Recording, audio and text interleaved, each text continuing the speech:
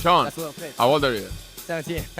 I just saw Sean. Can we get Sean over here? Oh, wait. We got there Sean we here. go. Sean, Let's go, Sean. Get on Let's here. go, Sean. 60 seconds to pitch the product.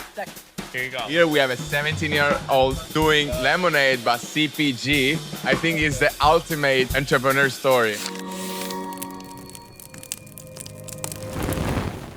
He's the one. He's the only. He brings the media list to the VC space. It is Kyle with Paperboy Ventures. You got it. I thought you guys didn't know my name for a second there, but it's all right. We got through it.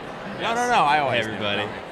I'm Kyle. I don't know. What do you guys want to talk about? This is the only live podcast booth I think I've seen in the entire show, so you got that. I think going. we're the only one, yeah. Yeah. So, let's start. We're asking everyone, what's your hottest take right now in CPG? What are you seeing? And try and do something interesting. A lot of people are saying, oh, we've seen too much protein. Oh, fiber is the new protein. All great takes, but what's something you're seeing or something you're not seeing that you want to see? Hottest take in CPG, coming right out of the gates with that question. So I don't know how hot this is, but I'm a fan of going back to real simple foods where, you've seen the supplement space completely blow up over the last couple of years. And I think we need to get back to a place where people are eating real food as supplements and whole foods, which is kind of ironic at a packaged food trade show. But there's a lot of interesting companies in CPG that are taking good for you raw ingredients, packaging them up into things like pizza, like Damiano's doing over here, and the consumer wants it. So I would say that that's probably a lukewarm take, so apologies to your audience, but that's what I got for you. Okay, this brings us to a debate that we had back at the studio, right? Yeah. So the debate is about the protein, and let's talk about David. So are you a fan of David or not? Because what you're saying is go back to real food. Are you pro bioengineered food that optimize performance, or you're more like, I would sacrifice a little bit of performance, having more protein, but from a natural source? I am much more old school, so I actually am not a fan of that personally. And if you are, good for you. But we're in this world now where everybody has their health trackers on and their sleep rings and all that stuff. I think all that's nonsense. Take care of the things that are good for you. Just go for a run. You don't have to record it. Right. You don't need to know. This is probably not the best exactly. time to introduce our new sponsor, Aura Ring. Now with the 40% slimmer model, they were trading them out. So No, I'm a very simple person. I like good products and good people, and I think that the overtracking, we're in this overtracking phase of society where you don't need to wear a ring to bed. I'm sorry. Just put the curtains up, tuck yourselves in, have a good night's sleep, and you're good. You don't need Whoop to tell you you're going to have a bad hour from 8:15 to 9:15. It actually makes you worse. Yeah, So, no, it's fair. Are there any brands that you'd say are in the natural health space? Obviously, Lupini, using real Lupini beans. Is there anyone else you think really stands out to you as just great examples of it? I'm going to give a shout out to my man Sean. Let's go, who runs Sean. Goldie. Yeah. Sean is 17 years Man, old, that's and great. he created this Manuka honey lemonade that is delicious, and he's just getting the product out into the market right now, but one of the most impressive young entrepreneurs that I've ever seen. I saw this kid 3 years ago at BevNet, and he was on stage pitching, and he finally has his product. It's ready to go, and I believe in it. So it's a We great love I product. actually haven't tried it yet. Can I get a live on air? Oh yes. Okay, well, I'm so excited for this. All right. I've been waiting literally I a got year the for pink this. lemonade, which is amazing. All right, I have one question. Whoa. Do you think, obviously media is becoming more and more important right now in food and, VC investing and stuff like that. Do you think there will ever be a peak where it's too much media and people need to focus more on their companies, or is there not enough? Because obviously we're believers of media too, and that's why, and you have that background, that's why we're doing this podcast. But Yeah, I think it's a double-edged sword, and you have to be able to do it properly, or else you run the risk of ruining your brand, honestly, because I think everybody is out there right now and they think that they need to be doing media. I don't think that that's true. Definitely not in investing. I took a media approach because I had to, honestly. I don't come from the investing side of this industry. I come from the operating side. It's really hard to get jobs or to create a firm in VC, and that was my path to doing it. So I did it because it was a necessity. I love what you guys do. I think that you guys are breaking through on the B2B front.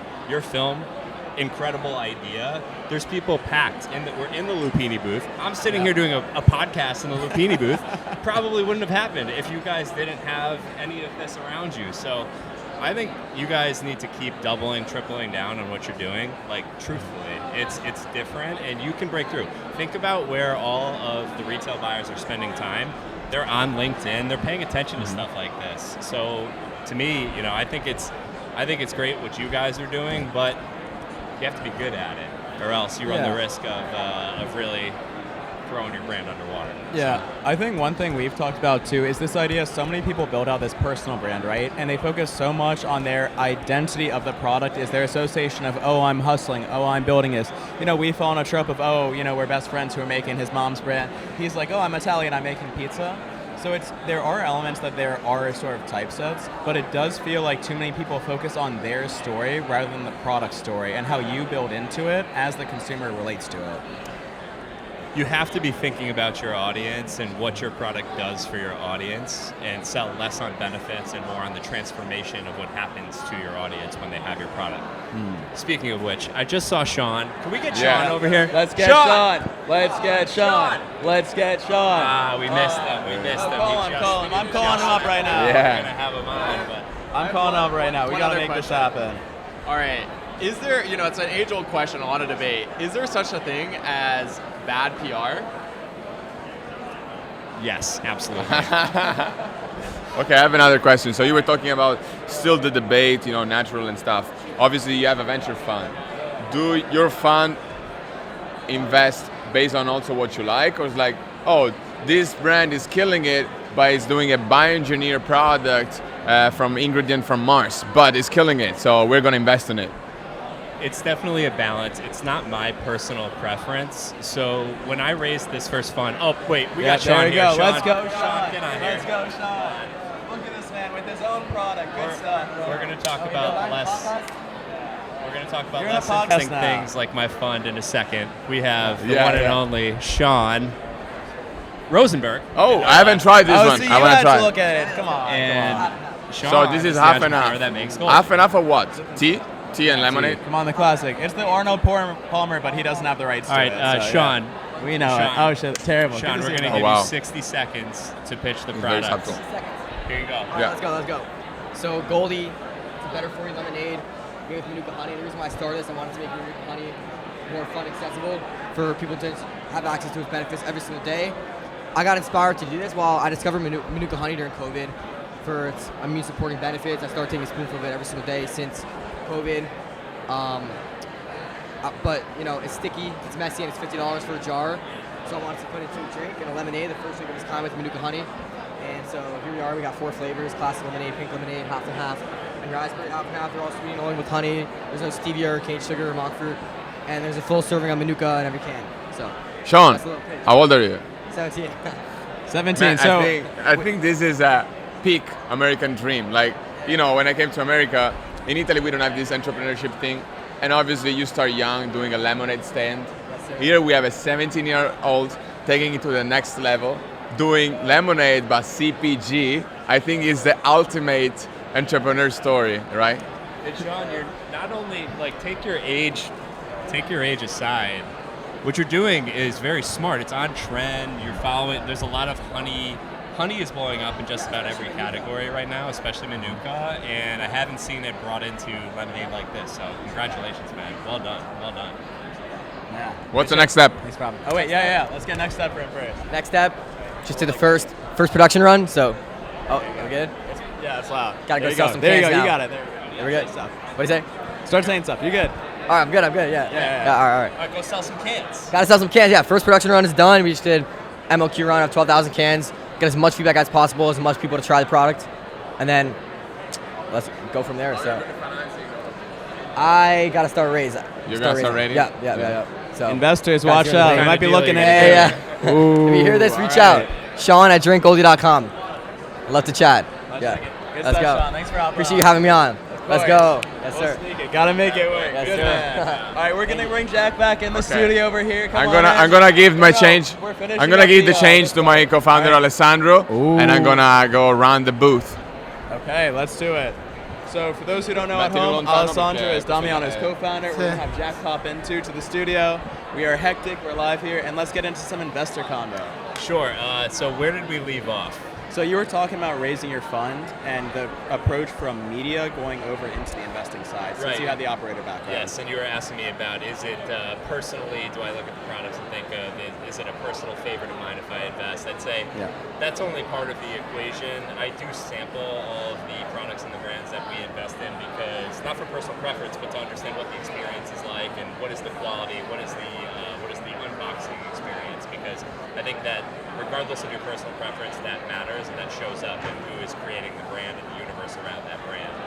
But the way that I think about my fund, and this is fund one for Paperboy, my fund is a product that I sold to my investors, my limited partners. I've got about 45 of those people, and when I went out to raise the fund, I told them, here are the things that we're going to be looking for from the investment. So we have a scorecard, we have things that we look for that you can't quantify in a scorecard, and I'll speak to really the three biggest things that we look at. One is the founder and the founding team, really. So who are these people? Because you're betting on them more so than the product when you're early stage. And for us, we look at anything that's under 10 million in net sales we're open to for investment. So it always starts with the founder and the team behind the product first. Second is the product and how that fits into current culture. So really, actually, the first thing I do when brands submit is I go to the website and see what it is. How does this communicate? Is this something that I can see having a venture-backed outcome? And that's one of the biggest mistakes that I see with brands. You know, there's probably 3,000 brands exhibiting here. 300 of them may have a shot at venture-backed returns. Most food brands are not cut out for venture funding. It's just the truth, because you need an outsized return in order to make sense on paper for venture. So it needs to be a venture backable idea, meaning it can return potentially an entire fund. So number two is going to say product and how that fits into culture. And then really the third thing is the metrics. And what does margin look like? And it's all early stage, so you have a little bit of sales data that you can lean into. So looking at that, how early velocities are performing, and that's about it. It's yes, we have a scorecard, but it's more of I'd say it's more art than science. Okay. And what kind of attributes on the product are you looking for? Like innovation, or I think that in CPG is kind of a big question. Yeah, because your product. I don't like products that you could go and recreate in an afternoon. Exactly. If you're that's why beverage is really tough, because you can go to a co-packer and do that. So it's got to be differentiated. That's table stakes. I think like Lupini is a great example where you've created something truly different that is hard to replicate. So always, if there's a barrier to creation, that's great from an investment standpoint. So I think that's got to be there. So where do you think most brands fail on that scorecard? Like at the point that you're deciding between whether you're going to invest or not, which of those three steps is it? Over here. Oh, okay. Where do they fail most? I would say, I don't know. There's a lot of different points, but from the start, you have to have a margin profile that supports national retail expansion. And for those at home who wouldn't know, what is that margin looking like? It depends on anyway? the category, but at a minimum, 40% gross margin on product. And if you go to beauty, for example, that's why investors love beauty. Beauty can be in that 70 to 80%. Beverage is much lower, and frozen is tough. But I do love the frozen category overall. And it's been hot. You just mentioned Smear Case too. They're crushing it. Yeah, Protein in frozen is really interesting. Frozen brands out there right now. So there's. And when you say that you love a particular category, what do you mean by that? I think the reason I like frozen is because you can create better for you products that have, like, you don't have to deal with shelf life as much, so it's less preservatives. It's getting back to real authentic foods. You flash freeze them on site, and then you give people a restaurant quality experience in the comfort of their home. And it's also been an area of the store that has been disregarded for a long time because people are like, oh, frozen sucks. The margins are low. It's such a pain in the ass. Sorry, I don't know if you can swear on this, but oh no, you're fine. You're fine. To deal with logistically, so it has been neglected. Where other categories you see a lot more coming in. So I don't know. I didn't get out. Like when I started the fund, I wasn't like, oh, I want to invest in frozen. I just see a lot of interesting stuff going on in frozen, and No, I was just curious on the mindset and how you categorize within PPG. Yeah. I would love to switch it over to the Bynum guys here, though, and let's hear from them on what they think about the. How do you guys think about the investment side of things and taking it one step at a time, or do you have a bigger picture on what you want to do from a financial standpoint? Yeah, I had another question, but we can answer. You can. No, you can go. Okay. So, I mean, I think the biggest thing is you have to have this ambition. It's kind of a delusion in a sense to think that you, out of these 3,000 products, is going to be one of the 300 that's going to be venture backed, to the point that actually has the return, or one of the 10 or 50 that's going to have that number that fills a whole fund, right? Yep. So I think you have to have that delusion, but also moderate it out by people who can build the structures, and actually, everyone can walk or talk the talk. It takes different parts to walk the walk. Some of it starts with the inception point about what your product is, how it fits in the cultural zeitgeist, how you mentioned. But I think from the brand side, it's really figuring out who are partners who won't just give you money today, but will give you the support and the opportunity for growth. And then going forward, the people who will, really roll with you, maybe they're going to correct course for you, but maybe they'll hopefully guide with you, rather than being something like a messy divorce later down the line, because that's what kills you. It's definitely a long road when you partner with early stage brands. It's essentially, coming on as a true partner, and that's how I think about it. This isn't a tech play where you can make 5x your money in 1 year. You got to be in this for the long run. I think, I totally agree that there's only probably 300-ish companies that can really return that 50x, whatever it is, return you're looking for. And I think that the problem is that at the end of the day, it's a distribution game and it's mass convention, and a lot of these people in mass convention, they can either afford a very high-end product, or they might not even eat. Definitely people are eating healthier, but they might not even eat as healthy as some of the products here, which are more niche, and it's more for an Airone, but that's only 20 stores. You really need to be in 20,000 stores, 30,000 to really get that poppy return where it's $2 billion exit. So I agree, and that's what we tried to formulate from the start. That's our personal belief that our product fits that category. It might not, but that's what we believe in. So that's why we tried to create a mass convention product that is slightly cleaner, but still more affordable and hopefully tasty. People want to buy and eat every day. Okay, and one thing I will also say to add to this, I feel like so many people stick to being part of a trend. You want a product that can align with trends, but also grow over time. A great example with you guys, for example, you hit protein hot when you came on market here 2 fancy food shows ago. Fiber became hot last year, but now we have the natural elements and just a tasty product. And ultimately, I think taste is the deciding factor for most consumers. We are a country by volume that just eats so much food. So trying to make it better and have a better world is very important and great, but also making sure your product is something people want in the first place. Well said. I'm in.